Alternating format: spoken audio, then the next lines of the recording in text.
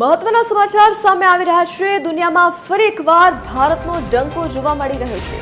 ભારત જાપાનને પાછળ છોડીને વિશ્વની ચોથી સૌથી મોટી અર્થવ્યવસ્થા બની ગયું છે। નીતિ આયોગના સીઈઓ બીવીઆર સુબ્રમણ્યમે શનિવારે આ માહિતી શેર કરી। નીતિ આયોગની ગવર્નિંગ કાઉન્સિલની 10મી બેઠક બાદ તેમણે કહ્યું, વૈશ્વિક અને આર્થિક વાતાવરણ ભારત માટે અનુકૂળ રહે છે અને આપણે વિશ્વની ચોથી સૌથી મોટી અર્થવ્યવસ્થા છીએ। આજે આપણે $4 ટ્રિલિયન અર્થવ્યવસ્થા બની ગયા છે।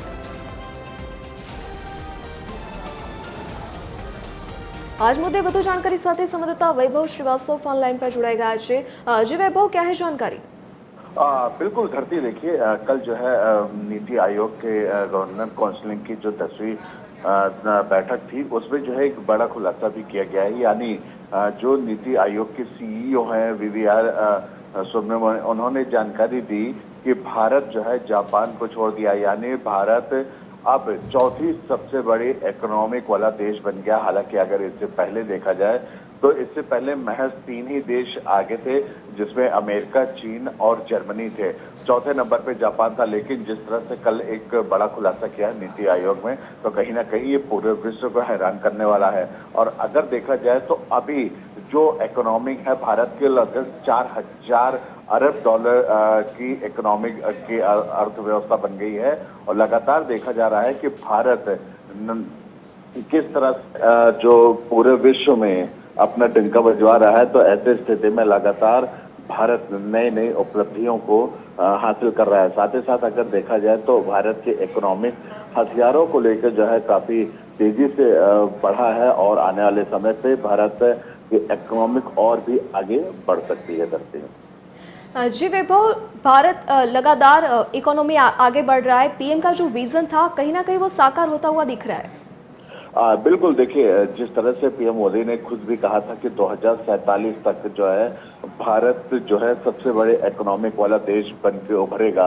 और साथ ही साथ मेक इन इंडिया का जिस तरह से उन्होंने बोला, हम स्वदेशी रूप से हथियार बनाएंगे, हम दूसरे देशों के ऊपर निर्भर नहीं रहेंगे। तो ऐसे स्थिति में लगातार देखा जा रहा है, क्योंकि 2014 से जब पीएम मोदी जो है प्रधानमंत्री के पद पे आए थे, तो लगातार देखने को मिला है कि मेक इन इंडिया और भारत विश्व स्तर पे किस तरह से आगे बढ़ता जा रहा है। चाहे वो चीन हो, रशिया हो, यूक्रेन हो, अमेरिका हो, सभी देश ऐसे हैं जो भारत का सपोर्ट लेना चाहते हैं। चाहे वो मेक इन हथियारों के लिए हो या फिर आर्थिक स्थिति अपने सुधारने के लिए हो। चाहे यहाँ तक कि IMF की तरफ से एक बड़ा बयान आया था कि भारत जो है लगातार जो इनकी इकोनॉमिक है वो बढ़ती जा रही है।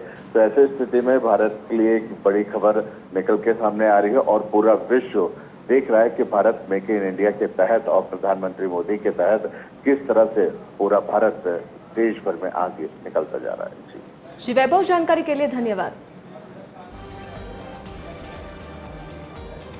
तो अपनी साथ आर्थिक बाबतों निष्णात सुरेन्द्र श्राफ ऑनलाइन पर जोड़ाई गया है। जी सुरेन्द्र भाई, भारत विश्वની સૌથી મોટી અર્થવ્યવસ્થા બની ગઈ છે। આ ભારત માટે એક ગૌરવની ક્ષણ છે। આપની શું પ્રતિક્રિયા?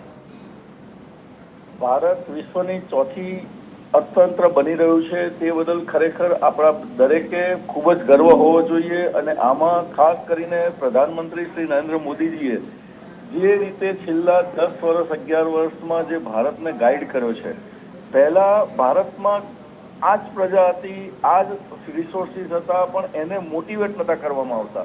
આજે જસ્ટ તમને એક એક્ઝામ્પલ આપું કે અમદાવાદ બરોડાનો એક્સપ્રેસ હાઈવે બનાવતા ગવર્મેન્ટને મોર દેન 10 યર્સ લાગ્યા હતા। આજે દિલ્હી મુંબઈનો મોર દેન લગભગ 1000 કિલોમીટરનો એક્સપ્રેસ હાઈવે ગવર્મેન્ટે 4 વર્ષમાં કમ્પ્લીટ કરી દીધો। આજે આ ગવર્મેન્ટનું કામ ચોખ્ખું દેખાઈ આવે છે। મેક ઇન ઇન્ડિયા અને એના હિસાબે પ્લસ ઇન્ફ્રાસ્ટ્રક્ચરમાં આજે અંગ્રેજોએ જે રેલવેની લાઈન નાખેલી હતી, ત્યાં દેશમાં બહુ ઓછી રેલવેની લાઈન નખાયેલી હતી। આજે આખા દેશમાં ફ્રેટ કોરિડોરના નામે બોમ્બે, દિલ્હી ને એવા લગભગ 7 ફ્રેટ કોરિડોર અત્યારે બની રહ્યા છે। એટલે આ ગવર્મેન્ટે જે બેઝિકલી ઇન્ફ્રાસ્ટ્રક્ચરમાં જે ડેવલપમેન્ટ કર્યું ને ઇન્ફ્રાસ્ટ્રક્ચરનો જે સપોર્ટ ઇકોનોમીને મળ્યો છે, ઇન્ફ્રાસ્ટ્રક્ચરમાં જે કંઈ ખર્ચા કરવામાં આવ્યા તેનાથી રોજગારી વધી, કન્ઝમ્પશન વધ્યું અને એ સાથે સાથે નોર્થ ઇસ્ટ સ્ટેટ્સ જે 7 સિસ્ટર્સ જે સ્ટેટ્સ કહેવાય છે કે જેને લગભગ આપણે ત્યાંથી પાછલી ગવર્મેન્ટો બધાએ નિગ્લેક્ટ કરેલા હતા, ત્યાં પણ નરેન્દ્ર મોદીજીએ કમ્પ્લીટલી આજે બોર્ડર પર કમ્પ્લીટ બધી જગ્યાએ રોડો, ટનલ, બ્રિજ બધું બાંધી અને એટલું બધું ઇન્ફ્રાસ્ટ્રક્ચર ડેવલપ કર્યું છે કે આજે આપણને ફરવા જવા માટે પહેલા ક્યારે આપણે આસામ કે મેઘાલય કે નતા વિચારતા, હવે લોકો આસામ ને બધે ફરવા જતા થઈ ગયા છે. એટલે એક કારણ આ છે કે ઇન્ફ્રાસ્ટ્રક્ચરમાં આપણે ઘણો ખર્ચો કર્યો છે, એના કારણે ઇકોનોમીને ગતિ ઘણી મળી છે. સેકન્ડ થિંગ, આપણા દેશમાં વર્લ્ડનું હાઈએસ્ટ યુથ જનરેશન છે અને યંગ જનરેશન જે છે એ અત્યારે એજ્યુકેશનના હિસાબે એમનું અર્નિંગ પણ વધ્યું છે અને સાથે સાથે કન્ઝમ્પશન પણ વધ્યું છે. આજે જ્યારે જીએસટી આવ્યું ત્યારે જીએસટી નો ફેલ થશે એવું લાગતું હતું. આજે 2.25 લાખ કરોડ રૂપિયાનું મંથલી કલેક્શન જીએસટીમાં થતું થઈ ગયું. એટલે એ બધા એંગલથી તમે વિચારો તો દેશને આગળ વધવા માટેના જે કોઈ પરિબળો હતા અને જે ગવર્મેન્ટે મોટિવેશન લીધું છે, એ મોટિવેશન, સપોર્ટ અને એક્શન આજે દરેક જગ્યાએ તમને એક્શન દેખાય છે. એના કારણે આ દેશ અત્યારે ચોથા અર્થતંત્રે પહોંચ્યો છે અને આઈ એમ શ્યોર કે 2030 પહેલા આપણું ત્રીજું અર્થતંત્ર થઈ જશે. જી સુરેન્દ્રભાઈ, આપ જોડાયા અમારી સાથે તે બદલ આપનો આભાર.